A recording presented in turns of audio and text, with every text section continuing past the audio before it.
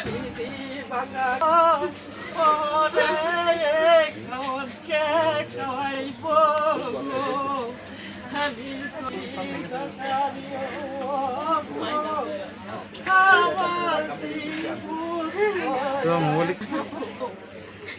দি কথা শুনই দে তৈছি আল্লাহ আল্লাহ তুমি আমার দি কথা শুনো না গো। হাসপাতাল আছে, মেডিকেল আছে, তো আমার যে কোনো একটা শিওর খবর জানাইবো। আপন জন একজন মানুষ হয়ে তো আমার শিওর খবরটা জানাইতো না। আত্মহত্যা একটা খবর জানা খালি আছে। আমি তো আমারে মিথ্যা আহাজ দিয়ে আপনারা কোনো সান্ত্বনা দিয়েন না যে আমি জানি আমার ভাই আর এই পৃথিবীর বুকে নাই, পৃথিবীর বুকে তো উড়ে গেছে গা। আমার লগে 1 মিনিট কথা না কইলে, 1 ঘন্টা কথা না কইলে আর ভালোই লাগছে না। কিরে লাইতে তো 10 সেকেন্ড কোনো জীবনে 8 বছর হয়েছে বিদেশ গেছে, কোন জীবনে কইছে না 10 সেকেন্ড কথা কইছে না। পারিল পক্ষে 10 মিনিট হইলে 15 মিনিট হইলে কথা কইছে। কিরে 10 সেকেন্ডের মাঝে কথা রাখিয়া দিছে, এলা কি মন তাড়াহুড়া। আমিও গেছি তাড়াহুড়া হইলে নামাজ আজান দেখছি জায়গা আমি আয়া জিগায়া এলা যত কি তাড়াহুড়ার মাঝে আয়া দিয়ে কেমত হয়ে গেছে আমার লাগিয়া। আমার তো আর আমার মেয়ের লই আমি কি করে চলবাম রে ভাই। আমার তো হাল ধরার কোনো মানুষ নাই। আমার তো একজনই ছিল যে আমার ঘর ভাঙ্গা, আমি এই ঘরের ভিতরে বাজাগা নাই। আপনারা তো দেখতেছেন কিছু না, আমি কি করে চলবা, কি করে থাকবো। আমার উপরে তো ছাতি ধরার মানুষ নাই। আমার যে ধরবো, আমার মেয়েটিরা দেখবো, ছেলেটারা দেখবো, এমন তো আর আপনজন কেউ নাই পৃথিবীর বুকে। আমার জেলা আছি না, আমার তো আমার আমার ভালোবাসার মানুষ আমার জীবনে তার উদয় হয়ে গেছে। আমি কি করবো, আমি তো আর পথ পাই না খুঁজছে রে ভাই।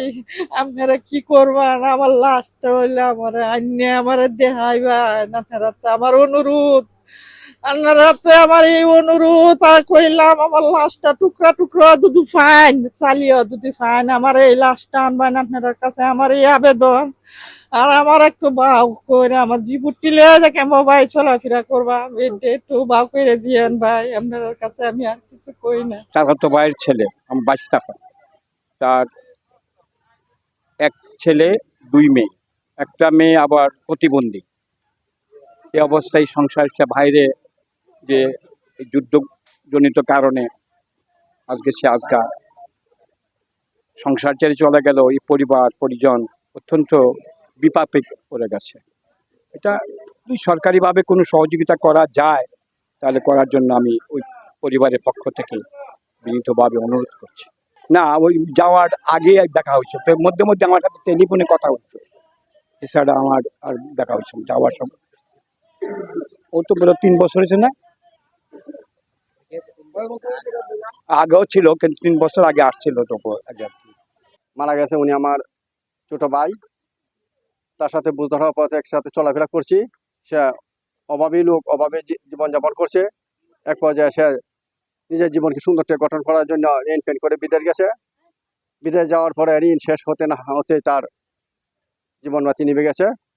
এখন তার বউটা 3টা বাচ্চা, একটা ছেলে 2টা মেয়ে। ছোট মেয়েটা আবার প্রতিবন্ধী।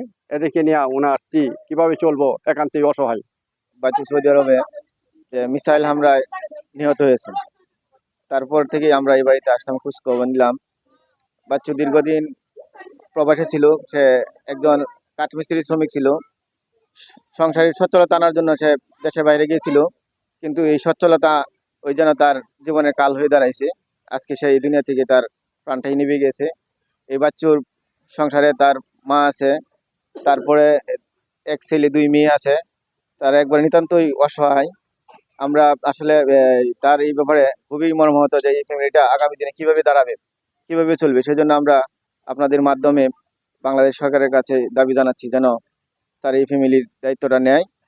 কিন্তু আসলে সংসারের অভাব অনটনের কারণে সে আসলে ঋণ ফেন করে বিদেশ যায়।